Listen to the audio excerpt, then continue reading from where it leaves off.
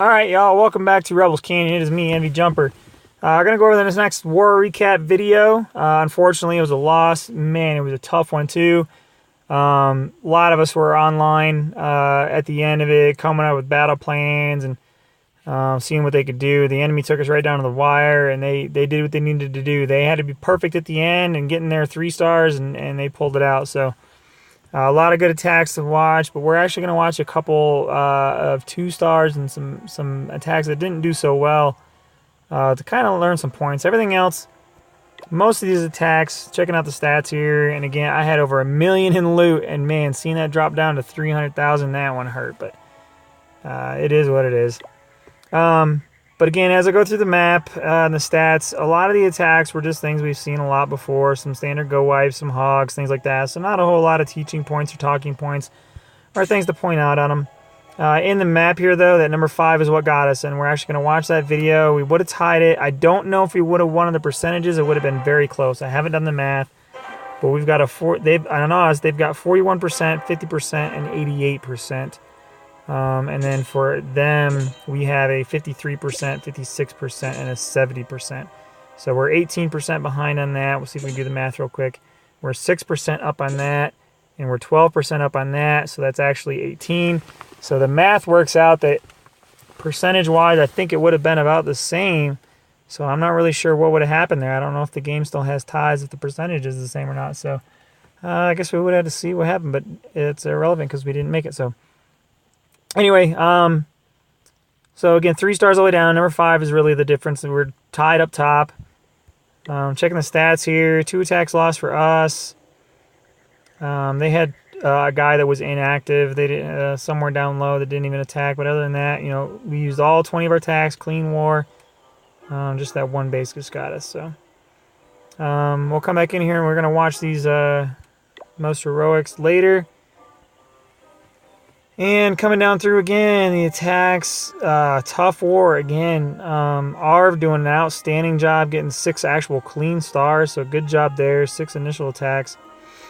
I think 7 actually might have been 7. No, 7 was actually an initial attack. So good job there, getting a full 6 stars. Outstanding job by him. Checking defenses. We gave them some trouble too. It looks like, you know. They got the 3-star. Very even war as far as strategy and what they did. They ran it the same way we did. They attacked their match first. Same way we do. And then they did some cleanup. So, and you know, 1 attack on the top guy, just kind of letting it be what it is. Check the enemy team. Again, they attacked their match first, then did some cleanup. Dropping down to do some cleanup, though. Quite a bit. They're number 4, pretty good job there. Dropping way down in 6 and 8, but still got 6 stars out of it. And then number 8 there obviously didn't attack. Alright, so we'll check the defenses and see who gave us trouble. Number 9, and then again, obviously number 5. And I really want to highlight that one because it's not a base that should give us trouble at all.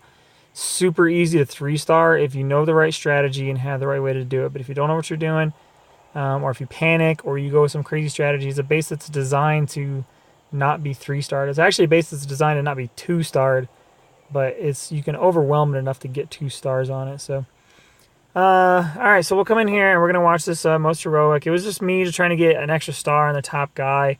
Lieutenant Dan, our top guy, had just barely failed.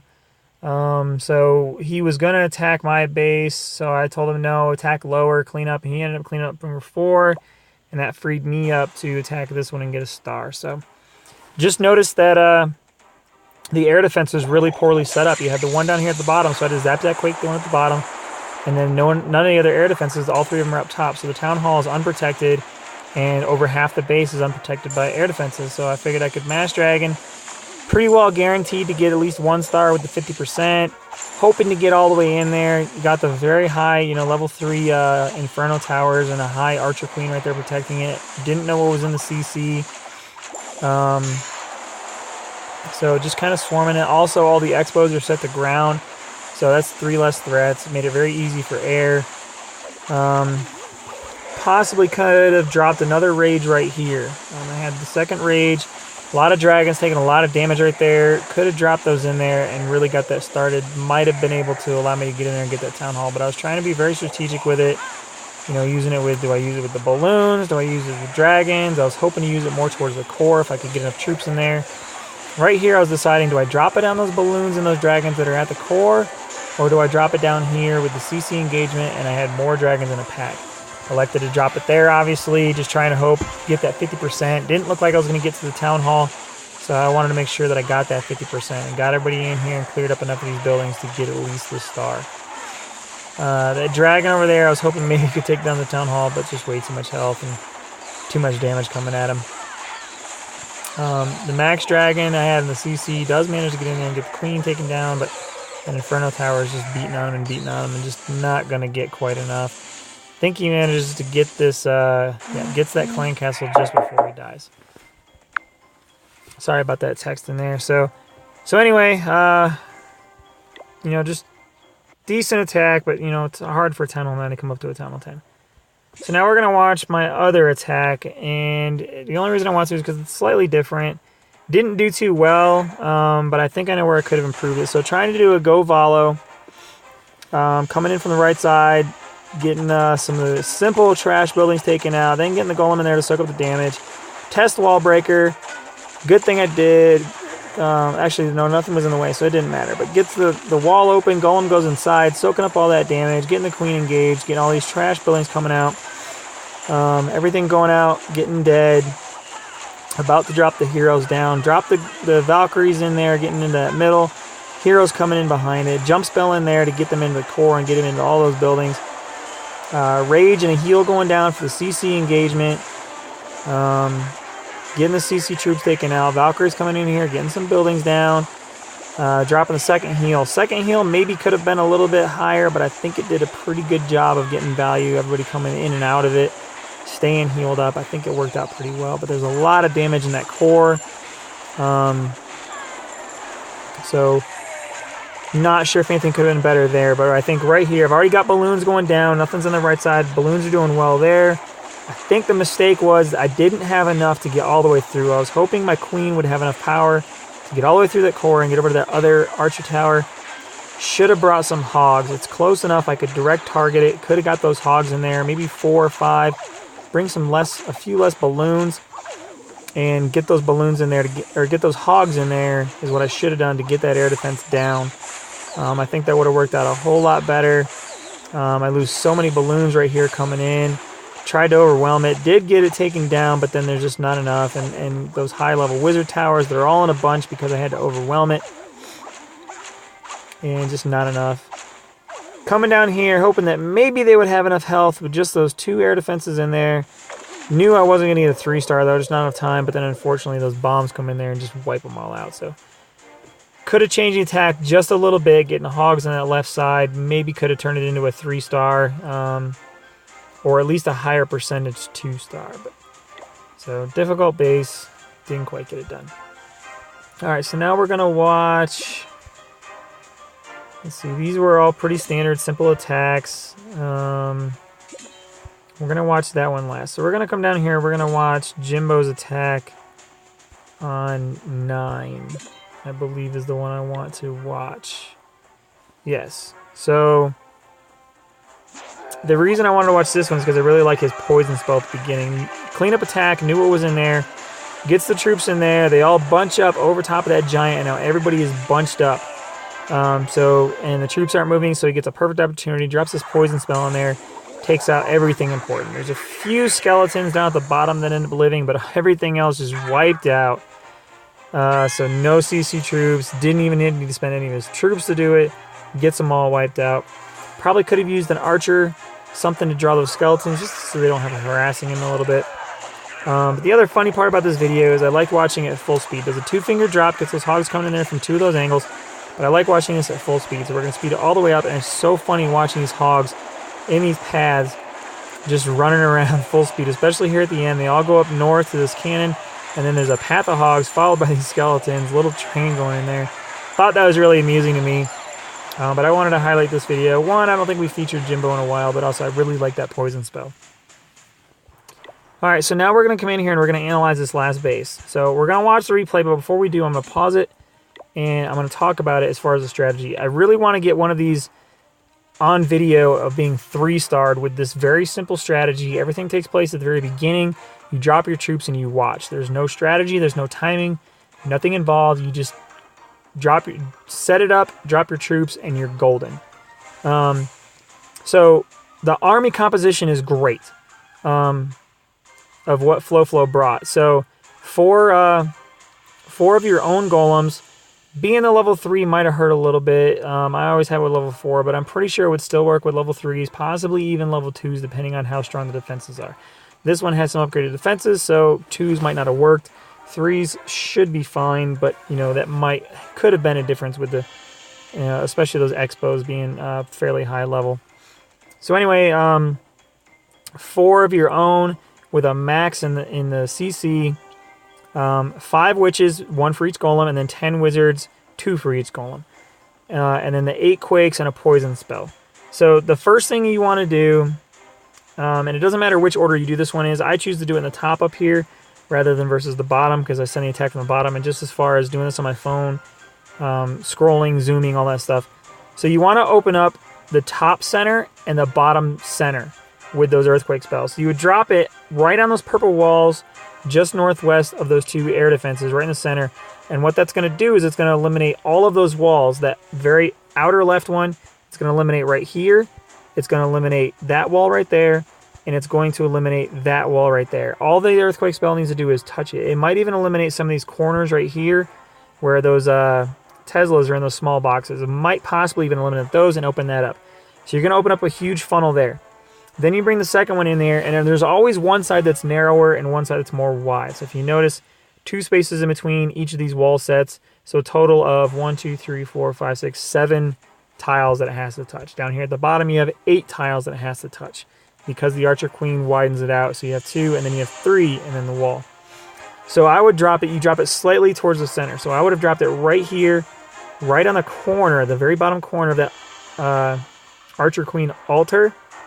And that should be enough to take out this wall, this center wall, and then this wall right here, opening it up to the town hall. And then what you have there is you have an entire path all the way from this center right here, straight all the way up through the middle and the entire base. Now you might not quite open up the compartments. You won't open up the compartments to the expos. Possibly might not open up the compartments to the 4 Teslas that are surrounding it. It's possible to do that, but maybe not. But your troops can get in there and shoot over those walls, and it's fine. And the expos are going to be engaged with your golems anyway.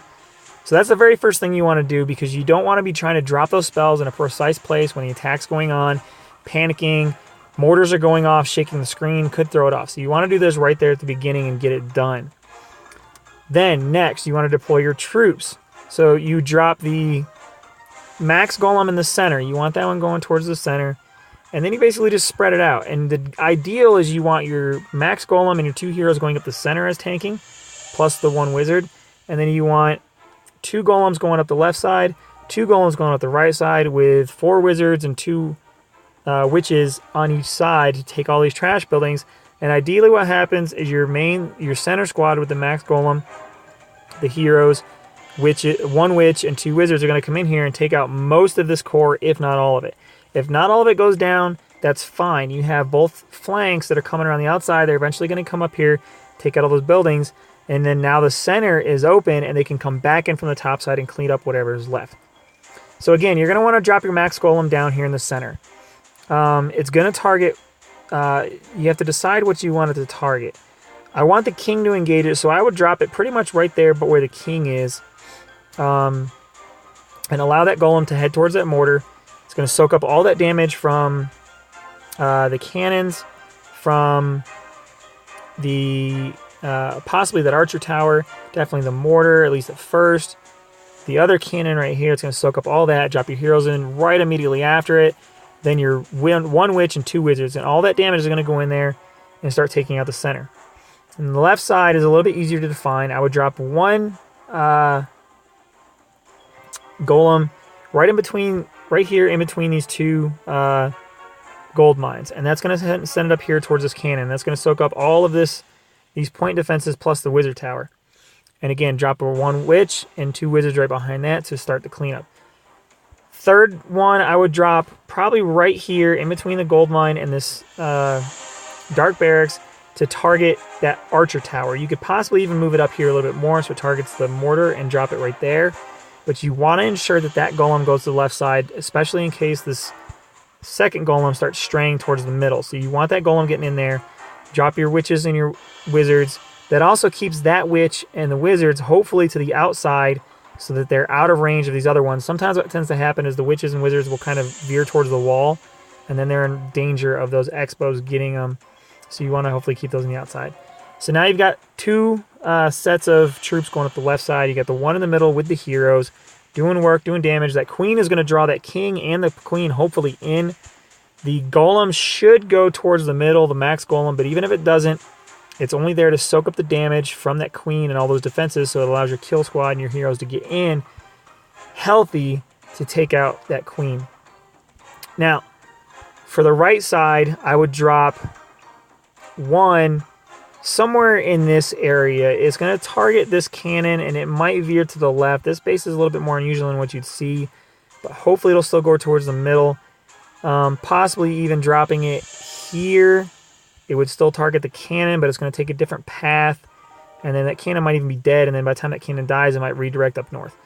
Fifth one, I would definitely wait until this fourth squad is probably on this elixir right here, and then I would drop it somewhere up here to target that archer tower. You know, maybe right before that archer tower starts targeting the first golem, drop it down to get it targeted on a more healthy golem. But definitely having that golem going up the right side. Just so if you drop them all down here, you might not end up with a golem tanking going up the right side, and then that's going to cause disaster. So definitely want a golem going up the right side. So I would delay it, drop it here to the right side. Normally you're going to see somewhere around in this area there's another defense, so you don't have to do that delay. You can just drop them straight across in a line basically and spread out, and they're going to go where they need to go. But this one was a little bit weird. Just modify the plan slightly to get that golem going up the right side. So once you get those going up the right side, the golems are going to do all of the tanking. The defenses can't kill them. You have 5 golems going in there soaking up all that damage, plus skeletons going in there soaking up all the damage. And everything is exposed. So you have 5 witches going in there with all of those skeletons. Everything is exposed. No walls to get through. Nothing to keep them held up. Wizard towers are very exposed to get the wizards in there to kill those. Wizard towers will be targeting your tanks anyway. Wizards can come in and destroy those easy. They're not a threat. The only real threat is in the center, but it's even not that much of a threat as long as you have your tanks and get in there with your heroes and clear out as much as possible. Now, the poison spell can be used in one of 2 places. You can either use it on the queen to slow her attack down because she does so much damage, or depending on what they have in the CC, you can use it on the CC troops to slow them down, damage them, and weaken them. Ideally, the CC troops will come out, and you can use it and engage. It'll actually hit the queen and the CC troops, but that might take a little bit of planning and a little bit of luck, possibly, depending on when they come out. So that's just a matter of choice. Do you want to use it on the queen? Do you want to use it on the CC troops? Looking at, you know, as far as who needs it more, how are your troops' health doing when each one is engaged. But the poison really is not necessary. The plan works with it entirely. The poison is just to add that little bit of insurance to slow down the defender's attack rate so that your troops get in there and be healthier getting into that core. On this base, you also probably could have come from the north side, done the exact same plan, but come from the north side. These sweepers would have guaranteed a little bit more that your max golem is going to go towards the center. There's nothing necessarily to guarantee from the bottom that the max golem would have went in there, so it wouldn't be that bad of an idea to come from the top. It's possible. I've just never done it before. But it would have been the exact same plan. You definitely don't want to come from the sides. It's too wide on the sides. Your earthquakes will not open up enough. It might be just enough, but it's too risky, really, because you've got 1, 2, 3, 4, 5, 6, 7, 8, 9 tiles. You'd have to drop it perfectly to cover all of those tiles to get that funnel going all the way through the center. The advantage of that, though, would be that you have the expos in a clear path. So that definitely could possibly help, but I've just never done it that way. It's a little bit too risky with the earthquake spells. It's more narrow coming from the top side and the bottom side. So anyway, with this base, it's very easy to 3-star. And again, drop the earthquakes first. It opens up those funnels, and then you drop your troops and you just watch. I've personally used the attack several times, probably 5 or 6 times, I would say, on a base just like this. And it's only failed, I think, 1 time. That's because I had weaker level troops. weaker level troops, the heroes weren't as strong, and the defenses were very maxed out. And I think I misplaced something. I think one of the earthquakes missed just slightly, and one of the walls didn't quite open up. But every other time, it's worked perfectly. One time I got a little bit close on time. I think I finished it in like 256 maybe. But I really took my time with the earthquake spells. I had a lot of wasted time there. But it works out. I mean, it takes a little bit of time. I think it kills it usually in about 215 to 230. So it does get a little bit lengthy. But it's almost a guaranteed 3-star. This base is not very good. It's so easy to 3-star. Everybody, it's a very, very common base. People love to use it. It's really not that great of a base, though. There's also all kinds of videos that you can find of 3-starring this base. I've seen some that use Hogs. I've seen some that use Loons. I've seen some that use Valks.